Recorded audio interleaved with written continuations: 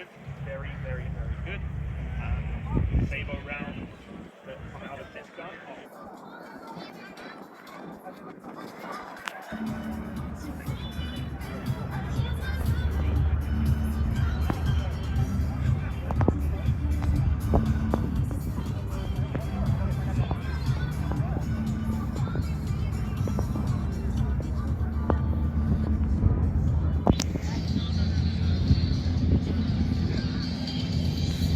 This one is huge.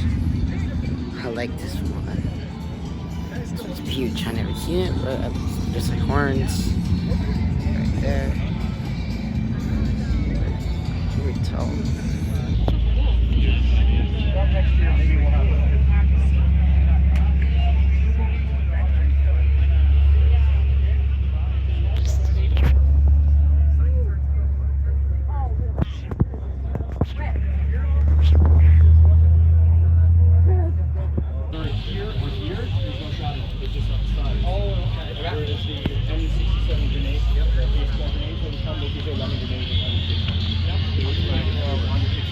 yeah, just out back for yeah. These ones, these are company names. That's your buddy of mine. He said they didn't like this one far enough to get out of here, or they would bounce off the train. Yeah. So those ones use why? If you're going into like a bunker system, the water, like always water. That was awesome. I was there and I watched that.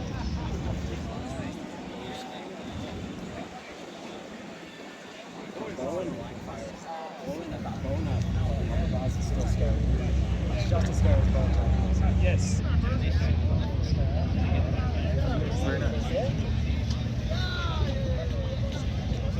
And the gyms have, like, for some reason, these are super popular. Yes, it's more iconic.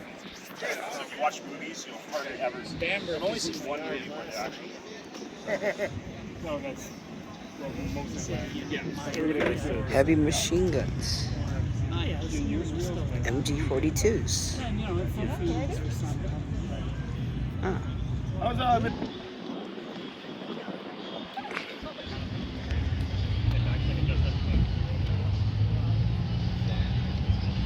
This, I can't believe.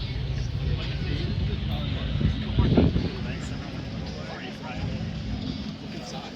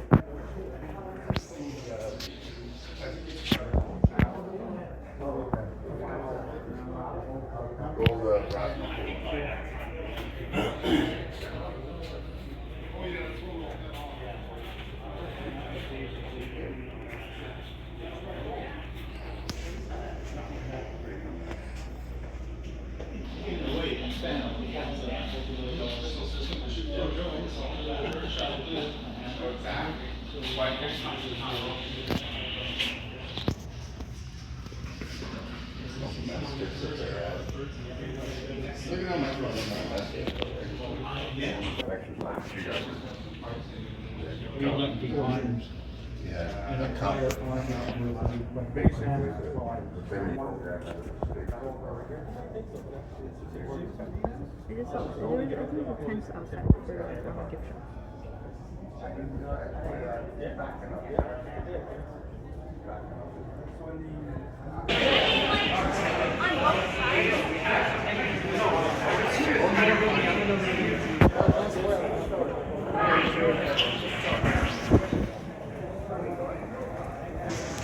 Dude, a head surf.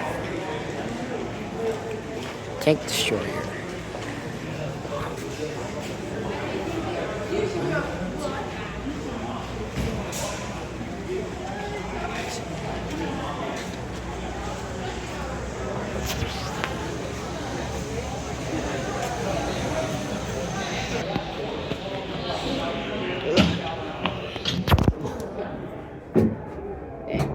This looks like a room.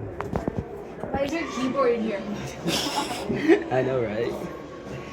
I think this can go up. Yeah, you can sit here. Radio. Do not.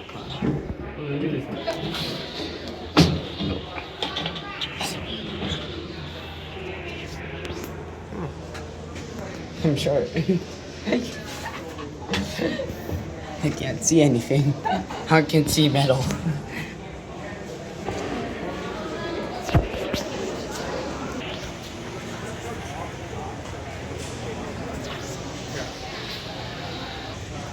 Another child?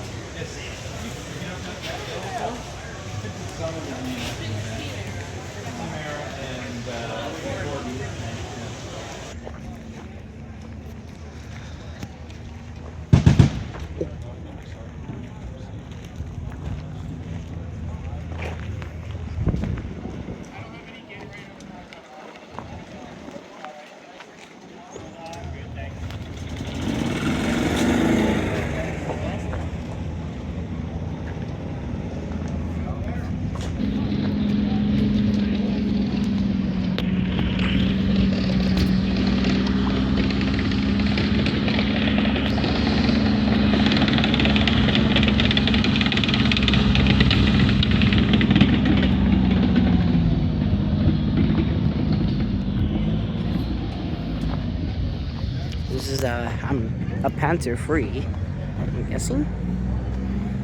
And this is the STUG or Sturg. I don't know how to pronounce German names, but this is a tank destroyer. Yes. Some side armor.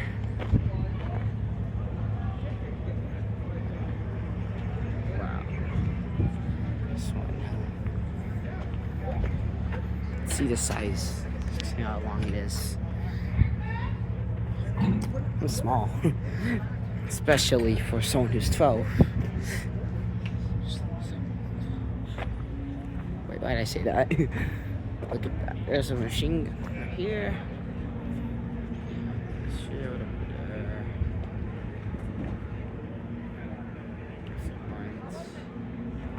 Details. Pretty good. Pretty good for a tank. There's the tracks.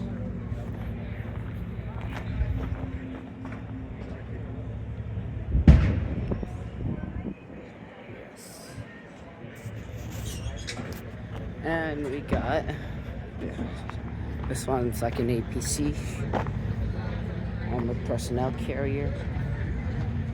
So I think this is this one has a Sturmfaust. Wait, not a Sturmfaust. A Panzerfaust. Oh, this one has a Panzerfaust on it.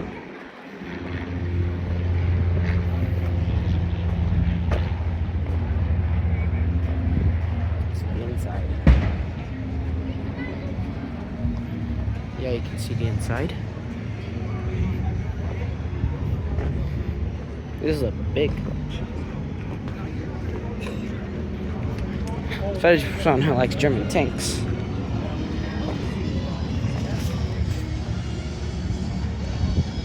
Going to watch the show now. We should watch the show. We need to get a seat. The tanks driving. It's gonna be exciting. Mobility challenges or small children.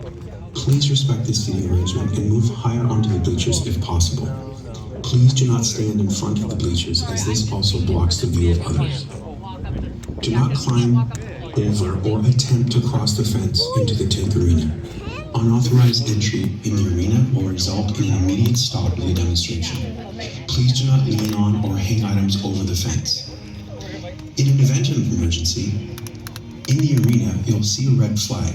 This is a visual signal to all vehicle crews that the arena is not safe or that there is a reason to stop the show. Additionally, you will hear 3 long horn blasts like this. This is your signal to immediately follow the directions of the museum staff. Stay seated and remain calm until all clear is sounded by a single horn blast like this. Oh, I feel bad for that. Eat this afternoon, something to drink? Yes. Good. It's getting pretty warm out here today. I want to make sure nobody's leaning over their partner in front of you in the stands. How many people here have a relative or a family member that served in the Gulf War? Is there anyone? I see some hands. Awesome. So we're coming into the Gulf War portion of this afternoon. I know everybody's had some food, had some drink, maybe feel a little sluggish. Usually every tank Aquino weekend, I started a little trend a few years ago. It turned out really, really well. Can everybody hear me at the bleachers down at the end down here? Yeah. Yeah? How about way down the other side? Okay, just to stir things up and get everybody awake and ready to go, I think we need to have this massive set of bleachers do the wave. We're going to start from the far side, my right side or your left side, and we're going to go all the way down to the other end. Has everybody got it? Yes. If we do it really well, we only have to do it once. So let's put lots of energy in it. From the far side, are you ready? Here we go. 3, 2, 1, go! I need to hear screaming. More screaming. Louder screaming. Even louder screaming. There's a free car winning at the end. No, there's not. Okay, so that's a good dry run. Now we're going to go from the far end, down there, that side. Remember that you're going to win a free car. No, you're not. You ready? Here we go. 3, 2, 1, go. Louder. Louder. Louder. Scream. Louder. Louder. Louder. Yeah, we get to the end. Let's go. Bleacher. Where are the cameras and the recorders when you need them? I'm going to check in here real quick. We're getting close.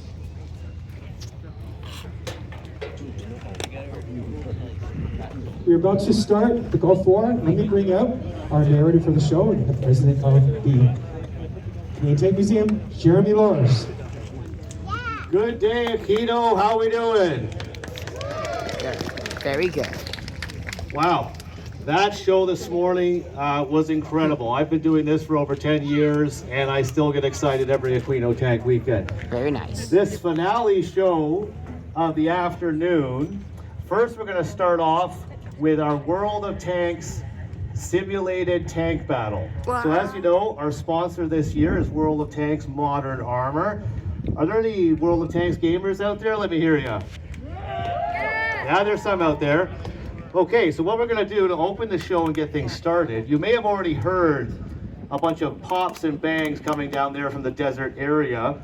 That's because they're testing the weapons. And as I just described this morning, you're going to experience something as close as you can get to understanding what our veterans went through in conflict, the absolute chaos of battle.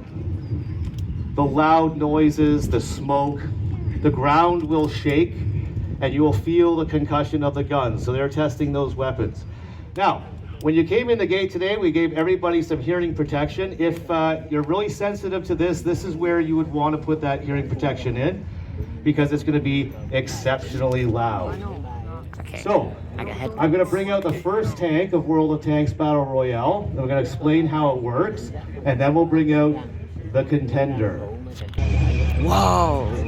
I guess it's a button.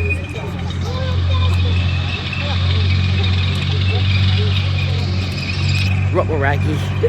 I'm so. Oh no! It's gonna fire.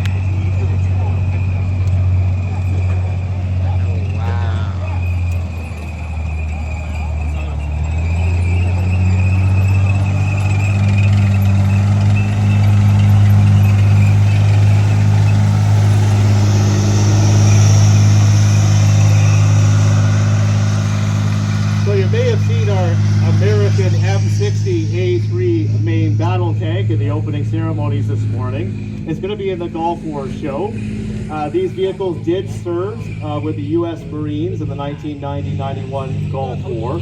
But in the opening segment of the simulated tank battle, the M60 will be your first contender. Weighing in at over 50 tons. A massive main battle tank of the Cold War. And although it was designed in 1960, it was on the battlefields by 1965, it is still being used by several NATO countries around the world today. It is a reliable platform for a main battle tank. Although it's a legacy vehicle, I believe that Greece just retired them, Spain still has a fleet of them, and many South American countries are still using the M60 as their main battle tank.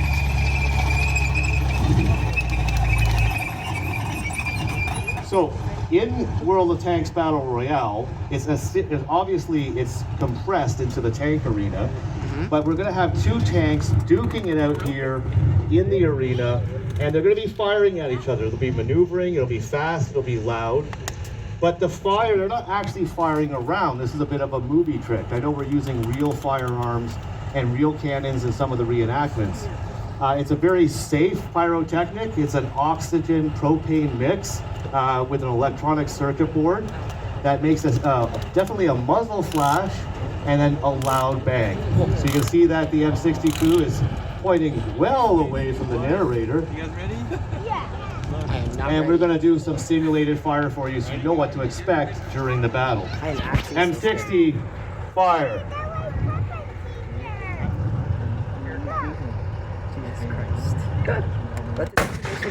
Okay, so it's loud, that's what you're going to hear. Now, the contender will also have the same weapon. Now, the M60, again, at over 50 tons, the Americans, it was built by Chrysler. The Americans designed this tank, my God. So that I'm it would so be scared. for crew protection. Man so was they put pointing in at that us. additional armor. The front glacis plate of the vehicle, most weapons in the world, most other tank barrel weapons cannot penetrate that frontal armor. So the strength of the M60 is its crew protection and its thick armor. So during Battle Royale, any shot on the front glacis plate of this tank would not penetrate. It would be a bounce off, even if they actually did hit the tank. Also, the front of the turret is massively armored. Now, a tank has less armor on the sides and in the back, and the engine of the tank is in the back here of this M60. So any shot to the rear of the tank could be a debilitating hit that could knock out the engine of the tank and take that tank out of action. So what you're going to be looking for is how the different tanks are maneuvering using their strengths against the weaknesses of the enemy tank. Now I'm just waiting for the marshals to get the other tank ready to come out. Here on the M60, a great American tank. It was replaced by the time we got to the Gulf War. The M1 Abrams was already in service, and this was a second line tank in American service. And the 1991 Gulf War was the last time that the M60 was used by our American allies, but as you know, it's gone on for service right into the 21st century. So in addition to the driver here at the front of the vehicle is Ashley. Ashley, can you wave? Ashley is our M60 driver today. And Brendan up top, he's the TC or tank commander and the gunner. Say hi, Brendan.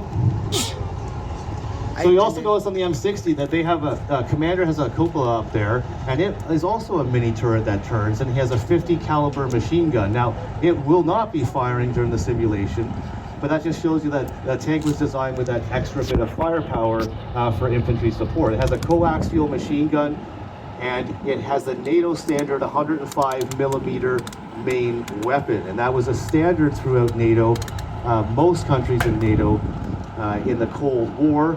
Our Canadian Leopards had the 105, and many of our allies, the Australians, etc., we used that common weapon so that we could share and have common ammunition. All right, so let's turn away again, and let's give one more fire demonstration, and I'm going to check on the Leopard.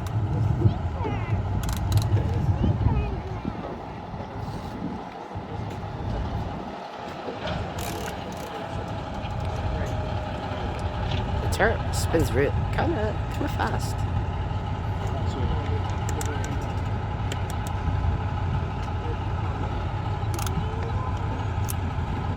Jesus Christ! Oh my God! All right, we're seconds out from the contender coming out. Now, how this is going to work is that you're not going to be voting for your favorite tank. You're not going to be voting for your favorite flag that is on the tank. What you're going to determine is how the crews performed, how they use the World of Tanks arena and all of its features to best protect their tank, and how they would have outperformed the enemy vehicle. And you guys will decide who wins World of Tanks Battle Royale by applause and shouting. Does that sound pretty good? Yeah! Okay, we're just waiting for the enemy tank to come out. I see the turret moving there. We have a Belgian Army Leopard 1A5 with a Canadian flag.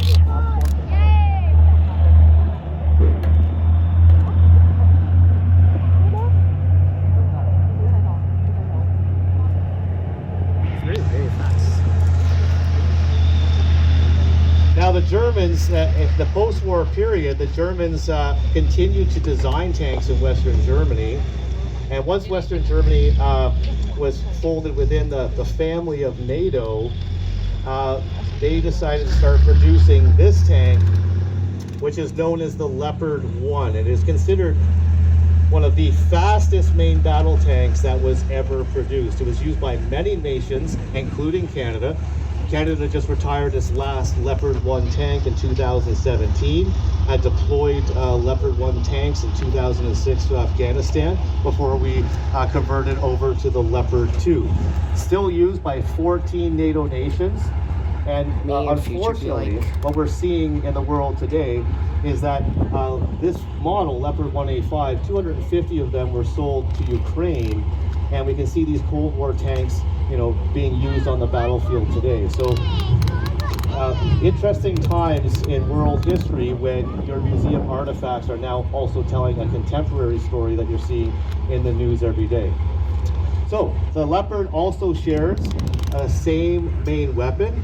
It is a 105 millimeter main cannon, but it weighs just 40 tons. So there's 10 tons difference in armor and weight between the M60 and the Leopard 1. So the concept the Germans have is that the tank that strikes first will win a battle, whereas the Americans wanted their tank to be able to take a beating and keep on fighting. So they sacrifice armor for speed and maneuverability. 10 tons less gives this vehicle, it can be a lot faster, it can be a lot more maneuverable. So you're going to see the Leopard crew, if they're doing their job well, they're going to be trying to really outrun the M60, get in behind it, and really outmaneuver them on the battlefield. Whereas the M60 crew should really be using their superior armor to fend off the Leopard and close that gap. Right. So, again, you're not going to be voting for your favorite tank. You're not going to be voting for your favorite flag. You're going to be voting on which crew do you believe outmaneuvered, outfought, and outsmarted their opponent in World of Tanks Battle Royale. Sound good?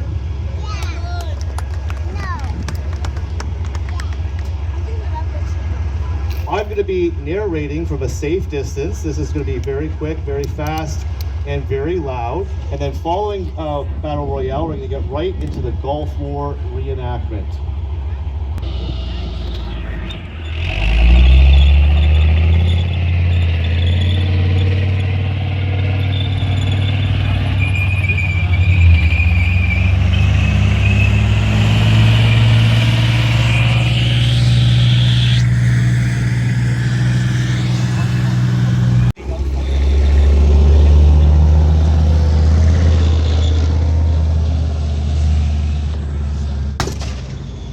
But Leopard now has that advantage again because of their speed. Look at that.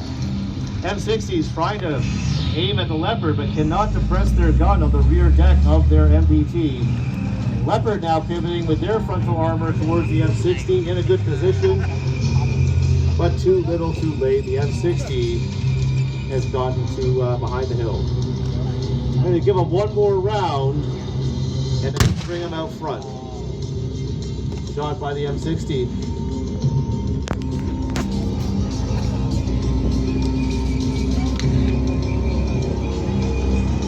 Great work, but look at that. As the tank moves, the M60 gunner is keeping that main weapon on the target. Tracking well.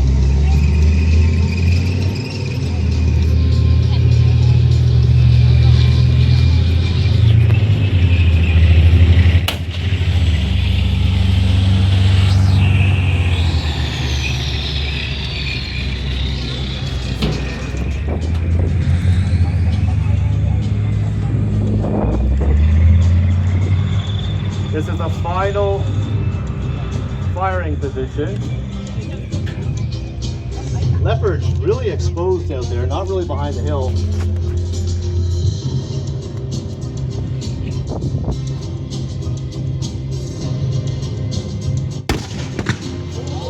Oh, a shot right on the turret of the Leopard by the M60. All right, guys, let's bring it up front. Bring it up front. Future when they fight. Future when they fight. Well.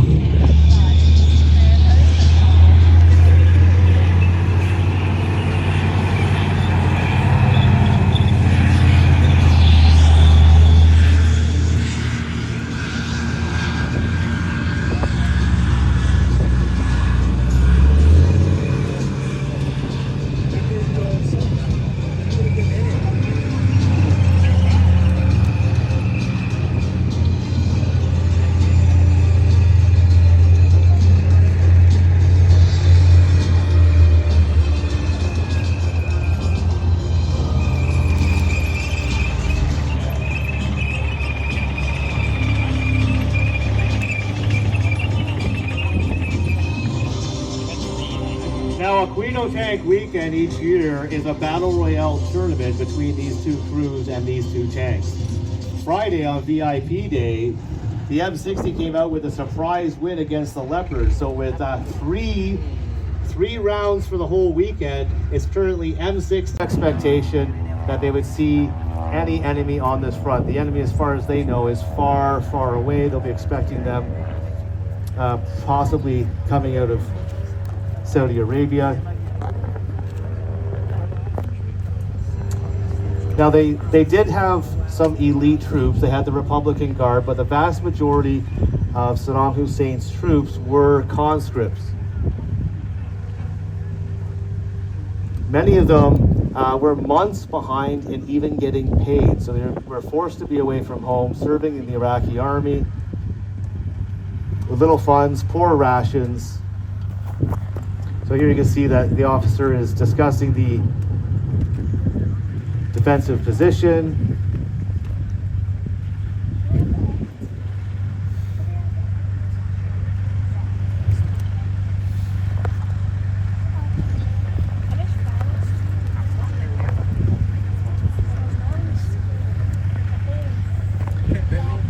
We're talking about the vehicles and the Soviet vehicles that they were using. You also notice that they were sold a lot of small arms by the Soviet Union. So the Iraqi troops, they have AK-47s, RPGs and other Soviet equipment that was sold to the Iraqi army to equip the forces of Saddam Hussein. Really no urgency on the part of these troops. Again, they're not expecting any action on this front. See the Land Rover slowly sneaking up, and of course the Ferret also scanning, looking for the enemy position.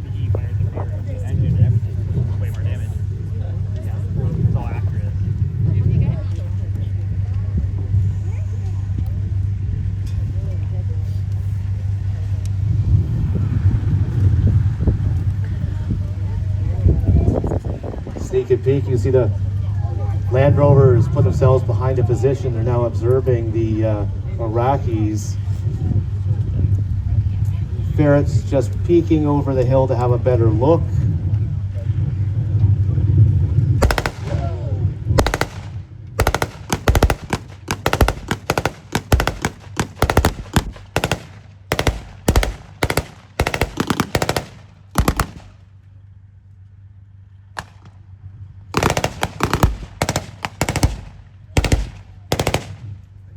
Ferret's providing some covering fire as the Land Rover swings around the rear of the position, scoping it all out. Although the first armored division.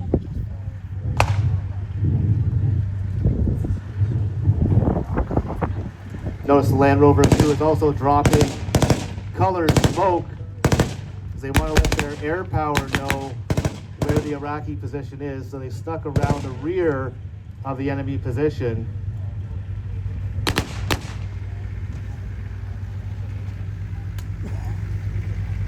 And now that they've spotted the enemy and reported them, they have retreated to some cover, and they'll wait for the heavier recce units to give them some support.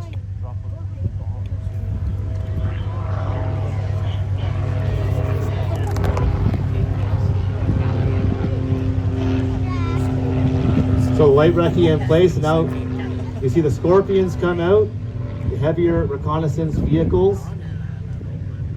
They know that there is heavy Soviet type armor in the position. The BMPs and the T-55s have been reported.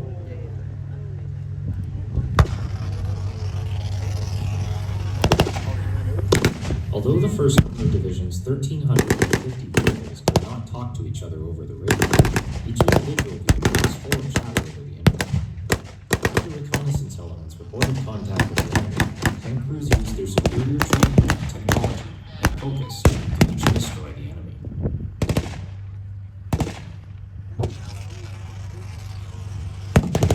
Driver, Gunner, stand northeast. Aim. Contact. Multiple lead signatures. Range 2,400 meters. Identify. Calls your BMP ridge line. Tank. Run. On. Fire. Fire when ready. On. Firing. Tank destroyed.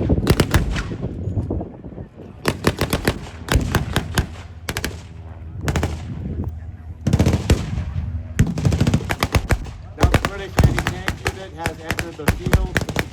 The Scorpions are a bit more confident that they have their anti-tank. And those strikers can start raining down on the Iraqi position with air missiles.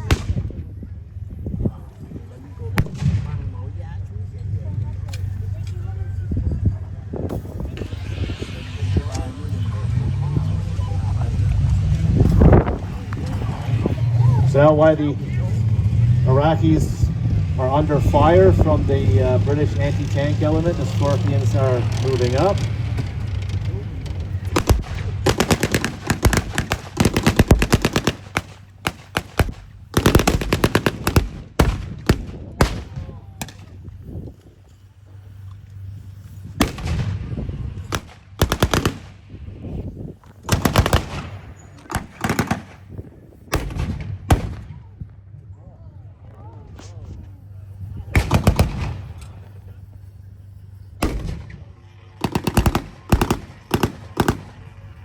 British reconnaissance element is completely keeping the Iraqis.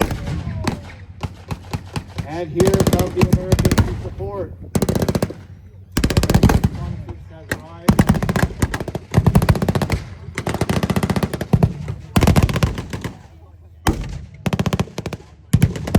And up over the ridge, the American armor cresting the hill in the flank of the 17th Division.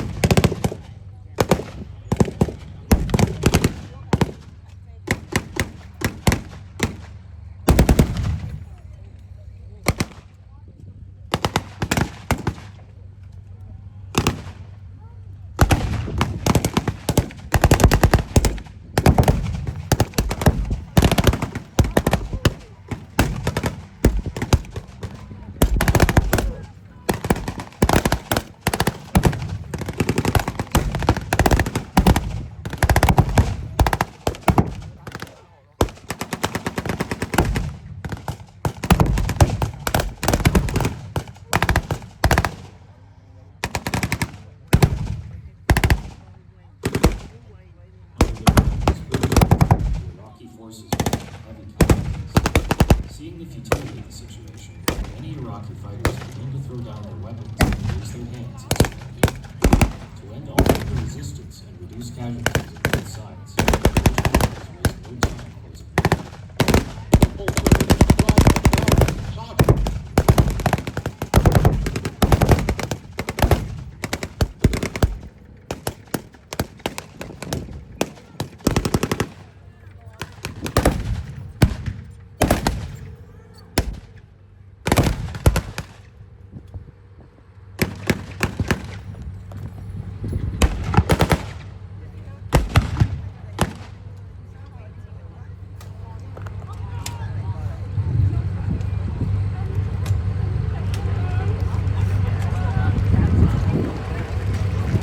That's it. Party's over. Good show, chaps. With the British, American, and other coalition forces having such overwhelming firepower, the ground campaign was over within 100 hours.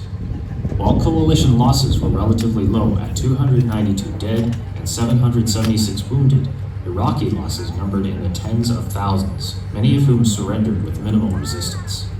Despite their overwhelming victory, the coalition controversially leaves Saddam Hussein in power in Iraq, where he stayed until NATO forces overthrew him in 2003. For now, though, Kuwait is liberated and its sovereignty is restored, establishing a firm Western military presence in the Persian Gulf and setting a precedent for military interventions based on international law.